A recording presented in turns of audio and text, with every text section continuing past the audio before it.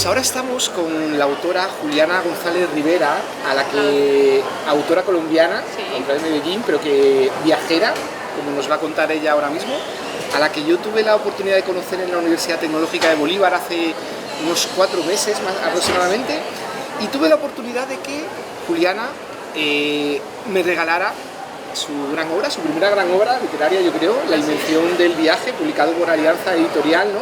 Sí. La invención del viaje. ¿Qué es el viaje, Juliana? Bueno, el libro se titula La invención del viaje porque los viajeros inventan el mundo para nosotros. De los viajeros es la verdad o la ficción con la que creemos conocer a los demás, mientras podemos nosotros ir a comprobar si aquello que nos han dicho es cierto o es falso. El viaje se ha malentendido en los últimos años, vivimos en una especie de boom del viaje, un boom del turismo, pero yo creo que el viaje es más una sensación que una acción. El viaje es lo que sientes cuando realmente cambias de sitio. En el turismo muchas veces ni siquiera viajas, lo que Marc Augé llamaba el viaje inmóvil, porque no se mueve ni la mente ni la imaginación. Mucha gente hoy viaja de hotel en hotel, que son todos iguales, sea en Cartagena de Indias, sea en Madrid, sea en Hong Kong, sea en la India. Entonces el verdadero viaje creo que comienza cuando sientes que te has ido. Es la sensación de la distancia, la sensación del desarraigo, la sensación del movimiento. Creo que eso es el viaje. Entonces he escrito La invención del viaje con Alianza Editorial y luego Viajar y contarlo, que son 2 libros que reflexionan sobre ese acto mismo de irse. ¿Desde cuándo el ser humano narra, cuenta sus viajes? El viaje está en el origen. El viaje estuvo ahí desde el principio, en las narraciones de las primeras escaladas de montañas, de cruzar los ríos. El primer hombre se movió y fue para contar y volvió para contarlo. Ese primero que fue valiente y se alejó un poco más allá de su tribu para decir: esto es lo que hay allí al otro lado, así son los otros, esto es lo que vi. De hecho se comportó como un periodista, vino para informar, vino para ver si al otro lado del río era seguro estar, o era más próspero, o era más abundante. El viaje está en el mito, el viaje es la explicación misma del mito, el mito que es lo primero que nos explica, el mito que es la primera religión, el mito que es la primera filosofía. El viaje nos explica porque el protagonista del viaje es el héroe, es el viaje del héroe, ¿no? del que hablaban los estructuralistas. Y el héroe se resume en que vive 3 cosas esenciales que vivimos todos los seres humanos. Vive la partida, vive el tránsito y vive el regreso. Y como el protagonista del mito es un viajero, pues el viaje estuvo ahí desde siempre, desde el comienzo. Y luego, en las primeras grandes narraciones, desde el Gilgamesh, que es la primera estructura que conocemos con introducción, nudo, desenlace, pues ahí también estaba un héroe viajero, un héroe que se fue con un compañero en Enkidu, como si fuera una especie de proto-Quijote, que se fue para buscar aventuras, para buscar primero la gloria y luego la inmortalidad, el día que muere su compañero. Y luego está en la Ilíada y la Odisea, están los grandes clásicos de la literatura. Como decía, me parece que es Raymond Queneau, decía: todo libro es o viaje o lucha, son las únicas 2 posibilidades, o la Ilíada o la Odisea. Juliana, por haber sido el objeto de tu investigación la narración del viaje, las narraciones de viaje, has tenido que leer todo tipo de narraciones de viajes. ¿Qué narraciones tienes ahora que digas?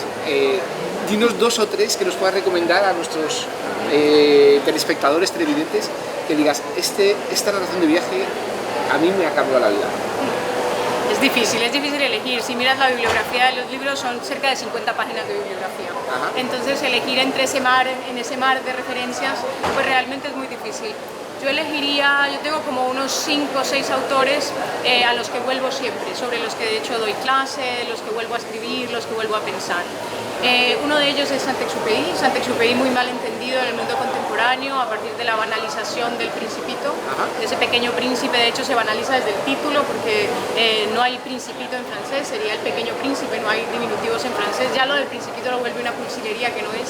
Pero a mí me interesa Saint-Exupéry sobre todo por sus reflexiones en torno al hombre, al ser humano, en ese desconsuelo que él veía venir, de ese mundo que venía. Saint-Exupéry escribió un libro absolutamente trascendental, para mí uno de los grandes libros del siglo XX, que se llama Tierra de los Hombres. Tierra de los Hombres es una reflexión sobre el ser humano de hoy que él veía venir y le generaba un desasosiego tremendo en su humanismo profundo. Entonces, Tierra de los Hombres sería uno. Luego Humboldt justo aquí en el festival está Andrea Wulf, que ha escrito la gran biografía contemporánea de Alexander von Humboldt. Entonces a Humboldt hay que volver porque Humboldt es la bisagra entre el hombre de la ilustración, el hombre de la razón, el hombre de los instrumentos, el hombre que piensa que todo se puede entender a través de palancas e instrumentos, pero también el romántico, ese viajero que sabe que es indispensable el sentimiento y la emoción. Entonces, evidentemente ese es otro sobre el que siempre vuelvo. Marco Polo es otro de mis grandes referentes, porque Marco supo contar como un gran periodista, como un gran narrador, aquello de lo que nadie tenía idea. O sea, se fue hacia las tierras del Gran Khan y le informó a Europa quiénes eran los otros, lo que era la alteridad, recorrió lo que era en ese momento todo el mundo conocido. Y a mí Marco Polo me encanta porque representa esa idea del viajero al que nadie le cree cuando regresa, y eso me gusta mucho. Ante todos los viajeros se duda y siempre tienen sus problemas con el regreso, que es siempre imposible. Entonces Marco tiene una anécdota muy bonita: cuando vuelve, sus amigos va a morir ya mucho tiempo después de haberle dictado su libro a Rustichello de Pisa. Le dice un amigo, le dice, bueno, no puedes morir en pecado, dinos por favor que esto que nos has contado todo es mentira. Y él dice célebremente, dice, no conté ni la mitad de lo que vi. Entonces me encanta Marco Polo por esa idea. Vuelvo siempre también a una viajera, en este caso muy contemporánea, del siglo XX, Martha Gellhorn, que escribió un libro fantástico, delicioso, lleno de humor negro, que se titula 5 viajes al infierno. Marta resume el espíritu de tantas mujeres viajeras intrépidas, que fueron contra todo, contra corriente, para contar, para ver y entender. Yo leo mucho a Martha Gellhorn porque Martha Gellhorn entendía el viaje como una metodología del entendimiento. O sea, ir para conocer y entender realmente. ¿De qué época es Marta? Marta es el siglo XX. Esta referencia no me gusta darla porque es demasiado ella para asociarla, pero fue una de las 4 compañeras sentimentales de Hemingway.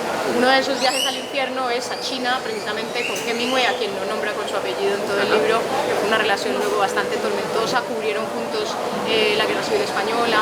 Entonces es un personaje bastante desconocido en nuestro mundo latinoamericano, muy conocido en el anglosajón, pero me encanta porque también entendió el viaje como una forma de vida, una vida elegida y la libertad. ¿Qué más? No, es que bueno, me dije 6, pero ahí voy. Stendhal obviamente, Stendhal, que se le conoce por sus novelas, por su narración, pero gran viajero, hombre francés, pero nunca se entendió a sí mismo como tal, se fue a Italia, se enamoró de Italia, y de hecho en su tumba quería que dijera aquí ya se ve el romano, y luego aquí ya se ve el milanés, porque se enamoró de Italia, de la belleza del arte, y yo creo que también de arte. Famoso por sus novelas y por su famoso síndrome de Exacto, claro, entonces ¿no? ese síndrome solo podía ocurrirle a un viajero. Ese síndrome de Stendhal, para el que no lo conozca de pronto, que nos esté escuchando, es una sobredosis de belleza. Él cuando entra a la Santa Croce en Florencia y ve de pronto las grandes tumbas, ve a Miguel Ángel, ve la tumba de Galileo y ve de pronto por allá una imagen de Dante y dice que no puede, o sea, es una belleza sobrecogedora, se marea, va al médico y el médico célebremente le diagnostica sobredosis de belleza. Y eso lo cuenta precisamente en un libro de viaje que se llama Roma, Nápoles y Florencia. Entonces, por eso también soy una gran enamorada de Stendhal. ¿Tú has sufrido el síndrome de Stendhal viajando? Sí. ¿Sí? Hay varias veces, pero hay una que recuerdo completamente. Como digo, soy profe también de Historia del Arte. Y recuerdo haberlo vivido con una emoción absolutamente auténtica, de ponerme a llorar, o sea, de no saber qué hacer, viendo las esculturas de Bernini en la Galería Borghese, concretamente el rapto de Proserpina. Ese momento en el que Poseidón agarra a la chica y casi que parece que es piel, que es carne, cuando en la cintura agarra a la chica para robársela y ella desesperada se quiere zafar de ese rapto. Es uno de los momentos más impresionantes que he vivido en torno al viaje ahí y en Varanasi, en la India. En Varanasi, en la India, cuando no de belleza, pero sí de emoción, de eso que digo que es el viaje verdadero, ¿no? La sensación de la distancia y del desplazamiento y de que has perdido todos tus referentes conocidos. Tuve la suerte de algo que nunca puede hacer un turista en Varanasi, que es realmente asistir con el sacerdote principal del horno crematorio principal en Varanasi y caminar entre esos cuerpos, escuchando realmente qué era lo que pasaba ahí, mientras los turistas lo veían desde las barquitas que están ya dentro del circuito para sentirlo. Y no es una sobredosis de belleza, pero sí de emoción, o sea, de que dices que realmente ahí ha ocurrido algo dentro de ti y algo se ha movido para siempre. Creo que eso es el viaje. Bueno, Juliana, vamos a ir terminando, Sí. pero yo veo, tenemos aquí la invención del viaje, el libro con el que yo conocí a Juliana, pero has traído otro que se llama Viajar y contarlo, estrategias narrativas del escritor viajero. Así es. ¿De qué va este libro? ¿De qué trata este libro? Vamos a ver, estos dos libros son como dos hermanos mellizos, no gemelos.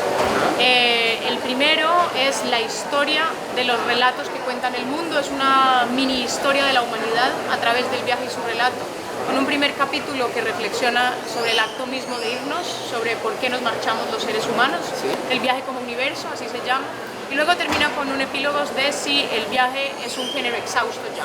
Entonces, para resolver ese enigma, si era un género exhausto o no, pues tenía esta otra parte. Esta otra parte que responde a cómo se ha escrito el viaje a lo largo del tiempo, qué estrategias narrativas son comunes en Colón, en Heródoto, en Marco Polo, en Martha Gellhorn, en Stendhal, en todos estos autores que hemos ido mencionando. Sí, realmente hay una serie de estrategias que los hacen comunes. Entonces, reflexiono en ese libro sobre el acto mismo de escribir el viaje, sobre cómo creo que el viaje está en el origen de la profesión periodística, porque creo que es así, creo haber demostrado que el viaje es el primer periodismo, entonces cómo es el origen de la crónica y el reportaje y de las estrategias narrativas de la no ficción están en el viaje.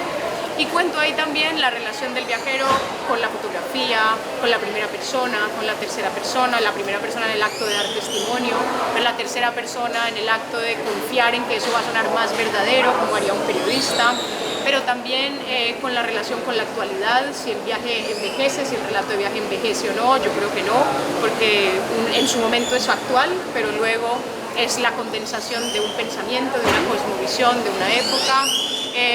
De cada una de esas estrategias de la comparación, por ejemplo, como el viajero está todo el tiempo comparando con lo propio, que es el referente siempre que tiene a mano. Entonces esto es como un hermano mellizo, son hijos del mismo parto. La primera investigación es el producto de mi tesis doctoral, entonces bien podrían ser dos libros, un solo libro, podría ser un tomo de 700 páginas, pero nada, he preferido dividirlo en dos porque uno evidentemente es para conocer la historia del viaje y el otro es las estrategias narrativas de cómo se ha contado. Bueno, y para terminar, hay aquí una postal, que se la voy a mostrar a la cámara, ¿no? Sí. Una postal que dice San Matthew de The Evangelist Writing. Sí. Y pone aquí Nueva York, 11 de mayo 2019. ¿Nos quieres contar qué es esto? Bueno, está aquí en el festival un compañero editorial, pero además ídolo. Cuando le he dedicado el libro, le he dicho para Alberto Mangel, por todas esas veces que he dicho yo de mayor quiero ser Alberto Mangel. Es un ídolo, es un referente, Mangel está aquí asistiendo al festival.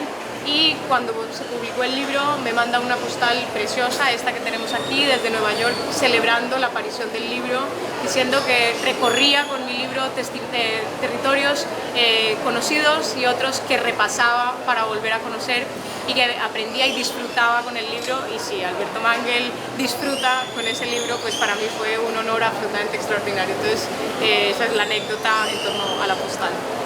Bueno, Juliana González Rivera, muchas gracias por esta entrevista. Muchas gracias a vosotros.